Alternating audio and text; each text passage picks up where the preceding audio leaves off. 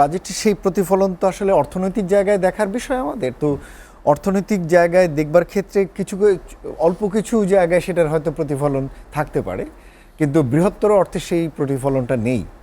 তার একটা কারণও আছে। তার কারণ হচ্ছে যে অর্থনীতি কতটা ভঙ্গুর বা তলানির মধ্যে পড়ে গিয়েছিল সেটা ক্ষমতায় নেয়ার আগে হয়তো কেউ, প্রফেসর ইউনূস নিজেও অনুধাবন করতে পারেননি, কিন্তু যখন ক্ষমতা নিয়েছেন তখন, বা তার সাথে উপদেষ্টা মণ্ডলী বা অন্য যারা তার সহযোগী প্রতিষ্ঠানগুলো দায়িত্ব নিয়েছেন, তারা তখন রিয়েলাইজ করেছেন যে হ্যাঁ, কী ধরনের একটা ভঙ্গুর অর্থনীতি তাদেরকে নিয়ে কাজ করতে হচ্ছে, এবং সেই ভঙ্গুর অর্থনীতিটাকে পুনরুদ্ধারের কাজটি এখনো চলছে। ওয়ালটন আবারও মিলিয়নিয়ার অফারে ওয়ালটন ফ্রিজ কিনে আপনিও হয়ে যেতে পারেন মিলিয়নিয়ার। এমন না যে অর্থনীতি অলরেডি ভঙ্গুর অর্থনীতি থেকে ফিরে এসেছে, সামষ্টিক অর্থনীতির সমস্ত সূচকগুলো খুব স্থিতিশীল রয়েছে এবং এখন অর্থনীতি টেক অফ করবে, আরও এগিয়ে যাবে, সেই পরিস্থিতি এখনও আসেনি। যে ঘাটতির মধ্যে ছিল সেই ঘাটতির দিকে ধীরে ধীরে কিছুটা হলেও স্থিতিশীলতার দিকে যাচ্ছে। সুতরাং সেরকম একটি জায়গা থেকে যখন আপনি বাজেট দিতে যান, তখন বাজেটে আপনি কোন দিকে লক্ষ্য রাখবেন? আপনার এই তলানি পুরানো, নাকি আবার নতুন করে আরও কিছু সংস্কারমুখী উদ্যোগ নেওয়া? তো সেইটার ব্যালেন্স করতে গিয়ে যেটা দেখা গেছে, অধিকাংশ ক্ষেত্রেই ঘাটতির জায়গাগুলোকেই তারা মূলত টার্গেট করেছেন, যে যাতে মূল্যস্ফীতি যাতে এখনও উচ্চমাত্রায় না যায়, এটা যেন স্থিতিশীল থাকে, সেই জন্য সরকারি ব্যয়কে সাশ্রয়ী করা হয়েছে, কমিয়ে আনা হয়েছে বিভিন্ন জায়গাতে। এনবিআরের রাজস্বের ক্ষেত্রে যদিও লক্ষ্যমাত্রাটি ছোট ধরা হয়েছে, যদিও আমার কাছে মনে হয়েছে লক্ষ্যমাত্রা আরও বড় ধরা যায়, কিন্তু সেই জায়গাটিও এক ধরনের কম্প্রোমাইজলি এনবিআর রাজস্বের টার্গেটটি ধরা হয়েছে। প্রবৃদ্ধির হিসেবগুলোকেও যথেষ্ট মানে কি বলা যেতে পারে, মানে নিয়ন্ত্রণমূলক জায়গা থেকে প্রবৃদ্ধির হিসেবগুলো রাখা আছে, যেহেতু এটা এই সময়কালের বাস্তবতা। সুতরাং সেরকম একটি জায়গাকেই হয়তো এরা প্রাধিকার দিতে চেয়েছে। কিন্তু আমরা যারা বাইরে থেকে যারা অর্থনীতি নিয়ে কাজ করি, আমাদের প্রত্যাশা ছিল ঠিক আছে, এই বাস্তবতা আমরাও বুঝি যে হ্যাঁ, এই সব কিছু তো আর একটা বাজেটে চাওয়ার প্রত্যাশা নেই, কিন্তু অন্তত বাজেট তো শুধুমাত্র আয়ের দলিলও না, নীতিরও দলিল। তো অন্তত নীতির প্রক্ষেপণটা তো বাজেটে থাকতে পারে, কিন্তু সেই নীতির প্রক্ষেপণটা কিন্তু আমরা দেখিনি। যে বিভিন্ন ধরনের যে সংস্কার উদ্যোগ, এই যে এতগুলো সংস্কার কমিশন হয়েছে এবং তাদের প্রত্যেকের বিশাল বিশাল সংস্কার সুপারিশমালা রয়েছে। আজকে আমরা সিবিডির পক্ষ থেকে যে সুপারিশমালার উপরে আমরা নিজেরাও কিছু তুলে ধরেছি, আচ্ছা আর্থিক সংশ্লেষ কী কী রয়েছে সুপারিশমালা, সেগুলো একটু আলাদা করে সেটাতে বাজেট ডকুমেন্টে সেটা কী কী রিফ্লেকশন আছে। তো আমরা দেখেছি যে শ্রমখাত সংশ্লিষ্ট বিষয় কিছুটা আছে, এসএমইতে অল্প কিছু আছে, কিন্তু এলজিআরডি বা লোকাল গভর্নমেন্টের জন্য যে কমিশন করা হয়েছে সেই সংক্রান্ত বিষয়ে তেমন কোনো আসলে রিফ্লেকশন না। এরকমভাবে ছিটে ফোটা বিভিন্ন জায়গায় রিফ্লেকশন আছে। কিন্তু তার থেকে আমি আরেকটা জিনিস আপনাকে বলতে চাই, সেটা আসলে সরকারের কাছে কি আসলে বাজেটটা কতটা গুরুত্বপূর্ণ সেটা নিয়ে আমার আসলে একটু মনে প্রশ্ন তৈরি হয়েছে। দেখুন, সাধারণত রাজনৈতিক সরকার যখন তাদের এই ধরনের একটা দলিল উপস্থাপন করেন, তিনি সেটি সংসদে করেন এবং সংসদে প্রধানমন্ত্রী বা রাষ্ট্রপতির সঙ্গে নিয়ে যান। আমাদের দেশে যারা পুরুষ তারা ব্রিফকেসে নিয়ে যান, এটা কাস্টম আছে, দেখার আছে, একটা শো করার বিষয় রয়েছে। ইন্ডিয়াতে নারী অর্থমন্ত্রী সেখানে রয়েছেন, তিনি আবার তার মতো করে হাতে করে একটা ব্যাগের মতো নিয়ে যান তিনি। এক এক দেশে এক এক রকম, এবং সেখানে যখন এটা উপস্থাপন হয় সংসদ সদস্যরা বসে থাকেন, বিরোধী দল বসে থাকেন, রাজনৈতিক দলের দুই পক্ষের যারা তারা উপস্থিত থাকেন। কিন্তু সেই জায়গাটিতে এই বাজেটটি যখন উপস্থাপন হলো, আমরা যেটা জানতে পেরেছি সেটা যে রেকর্ডেড এই উপস্থাপন করেছেন। আমার কাছে প্রথম প্রশ্ন, এটি রেকর্ডেড কেন করতে হলো? এটিকে লাইভ করা যেত না? এখানে কি প্রধান উপদেষ্টা উপস্থিত থাকতে পারতেন না? এখানে কি তার অন্যান্য উপদেষ্টা মণ্ডলী উপস্থিত থাকতে পারতেন না? কারণ প্রত্যেক উপদেষ্টা মণ্ডলীর মন্ত্রণালয়গুলোরই বাজেটের সংশ্লেষ রয়েছে এখানে, তারা কি সেখানে উপস্থিত থাকতে পারতেন না? সংশ্লিষ্ট মন্ত্রণালয়গুলোর সচিব, অতিরিক্ত সচিব বা বিভাগের প্রধানরা কি সেখানে থাকতে পারতেন না? এখান থেকে কিন্তু কিছুটা হলেও বোঝা যায় যে অর্থনীতির বিষয়টাকে তারা আসলে কতটা প্রাধিকার দিচ্ছেন। এবং সেই জায়গাটিতে প্রশ্ন, আসলে আপনি যে বলছেন যে এখানে অনেক কিছু দেখবেন, আসলে এই অর্থনীতি নিজেই আসলে প্রাধিকারের মধ্যে আছে কিনা, এটা নিয়েও কিছুটা আসলে হ্যাঁ কতটুকু প্রাধিকারের মধ্যে রয়েছে। আমরা যে একটু পিছনে ফিরে যাই, যে অনেকগুলো সংস্কার কমিশন করা হলো, কিন্তু অর্থনৈতিক ক্ষেত্রে ওরকম বড় সংস্কারের ক্ষেত্রে কোনো পদক্ষেপ নেওয়া হয়নি কেন? বা শ্বেতপত্র যেটি প্রকাশ করা হলো তার আলোকেও তো কোনো অ্যাকশন নেওয়া হয়নি। সেটি কেন করে? দেখুন, আপনার কি মানে মনে হয়? বড় রকমের অর্থনৈতিক সংস্কারগুলো যদি বলেন তাহলে আমি বলবো যে আর্থিক খাত সংশ্লিষ্ট বিষয়গুলো বাংলাদেশ ব্যাংকের অধীনে যথেষ্ট সউদ্যোগী বিভিন্ন রকমের উদ্যোগ আমরা গভর্নর মহোদয়ের হাত দিয়ে দেখেছি।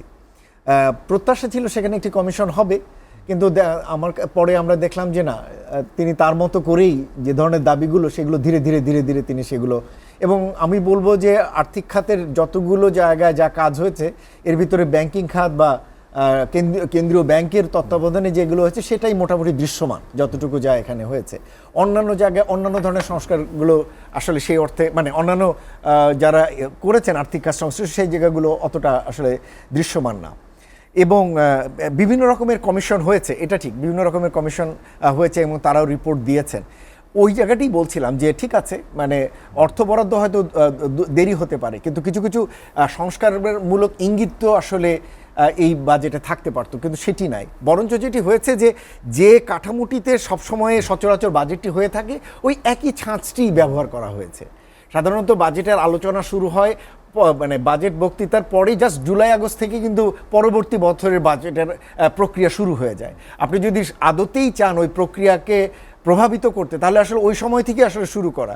অর্থাৎ সেই হিসেবে যদি এইবারে 26-এর বাজেট যদি অর্থ উপদেষ্টা চাইতেন, তাহলে আসলে ওই সময় থেকে শুরু করার দরকার ছিল। হ্যাঁ, কোন কোন জায়গায় উনি কী কী ধরনের পরিবর্তন দেখতে চান, কাঠামোর ক্ষেত্রে কী কী ধরনের পরিবর্তন দেখতে চান, যে সেই জিনিসগুলো হয়তো তখন কমিশন নিচ্ছিল না, সুপারিশ আসেনি, কিন্তু অন্তত কাঠামোগত জায়গায় কী কী ধরনের পরিবর্তন চান সেটি হয়তো সেই সময় থেকে শুরু করলে আরও কিছুটা আমাদের চোখে পড়তো, কিন্তু সেই জিনিসগুলো আমরা কিন্তু সেভাবে এখানে দেখিনি।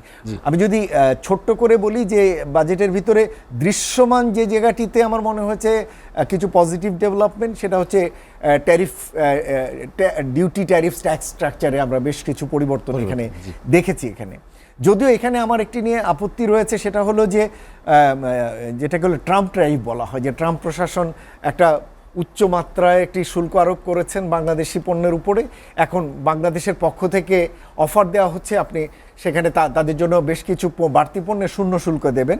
এখন সেটা যেহেতু মার্কিন যুক্তরাষ্ট্রকে এককভাবে দেওয়া যায় না, সুতরাং একই সাথে ওই বাজারের সাথে সম্পর্কিত যা যা পণ্য রয়েছে সেটা সকল বাজারের জন্য একই রকম শুল্ক সুবিধা দিলেন।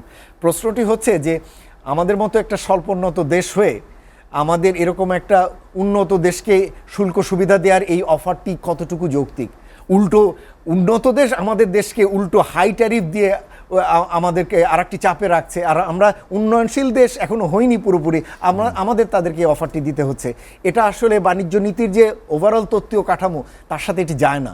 বরঞ্চ উচিত ছিল যে উভয় দেশ বাণিজ্য নীতি সংক্রান্ত একটি দ্বিপক্ষীয় চুক্তির ব্যাপারে আলোচনা করতে পারে। আমরা ভেবেছিলাম যে এই ধরনের ট্যারিফের বিষয়গুলো সরকার তুলে রাখবেন এবং সরকারকে যে দ্বিপক্ষীয় পর্যায়ে যে বাণিজ্য চুক্তির ব্যাপারে উভয় দেশের মধ্যে প্রাথমিক কিছু আলোচনা হয়েছে এবং সেই আলোচনার প্রেক্ষাপটে এই বাংলাদেশের পক্ষ থেকে কিছু প্রস্তাবনা সেখানে হয়তো দেয়া হতে পারে। কিন্তু আমি তো দেখতে পাই যে প্রস্তাবনার জন্য অপেক্ষা না করে এই অর্ধাদেশের মাধ্যমে অলরেডি কিছু কিছু এই যে বাজেট এখন আলোচনা আছে, হয়তো 1 মাস পরে এটা হয়তো অ্যাপ্রুভ হয়ে যাবে, তখন এগুলো হয়তো বাস্তবায়িত হয়ে যাবে। কিন্তু এই যে শূন্য শুল্ক দেওয়া একটি টার্গেট, বাজারকে টার্গেট করে, এটা কতটুকুই আসলে যৌক্তিক? আমাদের শুল্ক কাঠামোর ভিতরে বৈসাদৃশ্য রয়েছে, সামঞ্জস্য আনা দরকার আছে, ঠিক আছে, সেটা হয়তো করবার দরকার আছে এবং স্বল্পোন্নত দেশ থেকে বেরিয়ে যাচ্ছি যেহেতু, সেটির কারণেও আমাদের এক্সপোর্ট কম্পিটিটিভনেস বাড়ানোর জন্য হয়তো এগুলো কিছু কিছু জায়গায় আমাদের সমন্বয় আনা দরকার আছে। কিন্তু তার সাথে মিলে মার্কিন বাজারকে টার্গেট করে যদি যে সমস্ত ট্যারিফের যে উদ্যোগগুলো নেওয়া হয়েছে, আমার কাছে এগুলো একটু কি বলা যেতে পারে দ্রুত নেওয়া হয়ে গেছে। আমার কাছে মনে হয়েছে এই জিনিসগুলো বরঞ্চ অপেক্ষা করা উচিত ছিল এবং এই জিনিসগুলো নিয়ে উভয় দেশের বাণিজ্য আলোচনাগুলো শুরুর প্রেক্ষাপটে এই ট্যারিফের বিষয়গুলো সেখানে অন্তর্ভুক্ত হতে পারে। আপনি দেখবেন যে মূল্যস্ফীতি স্থিতিশীল রাখবার জন্য সরকারি ব্যয় যেমন কমানোর ধরনের একটা প্রচেষ্টা রয়েছে, আবার একইভাবে সামাজিক নিরাপত্তা কর্মসূচি যেগুলো, সেটার উপকারভোগীর সংখ্যা বৃদ্ধি করা হয়েছে প্রায় 5 লক্ষ, এবং পরিমাণ এবং টাকার পরিমাণেও এবং সংখ্যায়ও। ফলে এই জায়গা দিয়ে তারা কিছুটা এখানে রাখবার চেষ্টা হয়েছে। কিন্তু মূল্যস্ফীতি 6.5% আদতে আনা যাবে কিনা, যেটা এখন প্রায় 9.5% রয়েছে, সেটি নিয়ে হয়তো ভাবনার বিষয় রয়েছে আগামী দিনগুলোতে। কেন কৃষি পণ্যের উৎপাদন এখানে একটা বড় ভূমিকা রাখে, আবার একই সাথে এক্সচেঞ্জ রেট এখানে একটা বড় ভূমিকা রাখে। দেখতে পাচ্ছি যে প্রাক্কলনে দেখা আছে যে আগামীতে ডলারের বিপরীতে টাকা আরও দুর্বল হবে, যেটা এখন 120 আছে, MTBF এ দেখানো আছে এটা 128 হয়ে যাবে 2026-এ। যদি তাই হয় তাহলে আমদানি ব্যয় আরও বাড়বে, ফলে সেটার আবার একটা মূল্যস্ফীতিজনিত অভিঘাতও রয়েছে। সুতরাং সেই বিষয়গুলো গুরুত্বপূর্ণ। আরেকটা যেটা মূল্যস্ফীতির ক্ষেত্রে যেটা দরকার, যেটা দারিদ্র্যের সাথেও কিছুটা সম্পর্কিত, সেটা হচ্ছে যে বাজার ব্যবস্থাতে মানে সাপ্লাই চেইনগুলোতে গভর্নেন্স ইনশিওর করা বা ইমপ্রুভ করা, বাজার ব্যবস্থাপনা ইমপ্রুভ করা, এটার জন্য যে এক ধরনের আমরা যেটা বলি যে ডিজিটালাইজেশন, সাপ্লাই চেইন ডিজিটালাইজেশন, এই ধরনের কোনো উদ্যোগ আমরা দেখলাম না। যেটা আমরা মনে করেছিলাম যে আচ্ছা বাণিজ্য মন্ত্রণালয়ের পক্ষ থেকে বা খাদ্য মন্ত্রণালয়ের পক্ষ থেকে এই ধরনের কিছু প্রজেক্ট নেওয়া হবে, হয়তো শুরু করা হবে, সময় লাগবে, সে ধরনের কিছু উদ্যোগ এখানে দেখলাম না। আমি বরঞ্চ একটা জিনিস দিয়ে শেষ করবো, যেহেতু আপনার সময় কম। আমি যেটা আশা করেছিলাম যে যেহেতু নির্বাচন সামনে, সুতরাং এবং নির্বাচন জনিত যে একটা ব্যয় এই সরকারের জন্য একটা গুরুত্বপূর্ণ ব্যয়, সেই বিষয়টা আরও গুরুত্বের সাথে বাজেট বক্তৃতাতেও থাকবে এবং ব্যয়ের জন্য একটা প্রাক্কলন ধরাও আছে প্রায় 2200 কোটি টাকা, যেটা আগে 24-এর সময় যেটা 3600 কোটি টাকা, সেটা বেশ কমিয়ে তারা একটা ধরেছেন। তো আমরা আশা করেছিলাম যে হ্যাঁ, নির্বাচন কেন্দ্রিক যেহেতু এই বছরটি এবং হবেই যেটা, সুতরাং এই যে বাজেট বক্তৃতার ভিতরে এই নির্বাচন সংক্রান্ত বিষয়গুলোকেও আরও গুরুত্ব দেওয়া হবে, কিন্তু সেরকম আসলে কোনো উল্লেখ আমরা সেখানে দেখিনি অন্তত। ফলে সেদিক থেকে জানি না যে নির্বাচনের বিষয়টা কতটা সামনের দিনে রয়েছে। আমার কাছে যেটা মনে হয় যে নির্বাচনের দিকে মনোযোগ কম। হ্যাঁ, আমি শেষ করছি এটা বলে যে আমার কাছে মনে হয় যে এই বাজেটটি বাস্তবায়নের দায়িত্বটি যত দ্রুত একটি নির্বাচিত সরকারকে দেয়া যায় তত ভালো। এই সরকার যেহেতু একটা অন্তর্বর্তী সময়কালের জন্য এসছেন, তারা তাদের চেষ্টা মতো যতটুকু করেছেন, একটি বাজেটও দিয়েছেন, কিন্তু এখন দ্রুত একটি নির্বাচন দিয়ে রাজনৈতিক নেতৃত্বকে ক্ষমতায় আসতে সহায়তা করে তাদের মাধ্যমে যদি বাজেটের বাকি সময়কালটুকু বা সামনের বছরটিকে যদি তাদের হাত দিয়ে যদি বাজেট বাস্তবায়ন করা যায়, তাহলে আমার ধারণা অর্থনীতিতে যে জায়গাগুলোতে আমরা অনিশ্চয়তার কারণে বিনিয়োগ পাচ্ছি না, যেটা জনাব বদিউল আলম মলুক বলছেন যে বিনিয়োগ আসছে না অনিশ্চয়তার কারণে, ঠিকই বলেছেন। সুতরাং সেই অনিশ্চয়তার জায়গাগুলো কাটাতে হলেও কিন্তু আপনার এই রাজনৈতিক উত্তরণটি প্রয়োজন।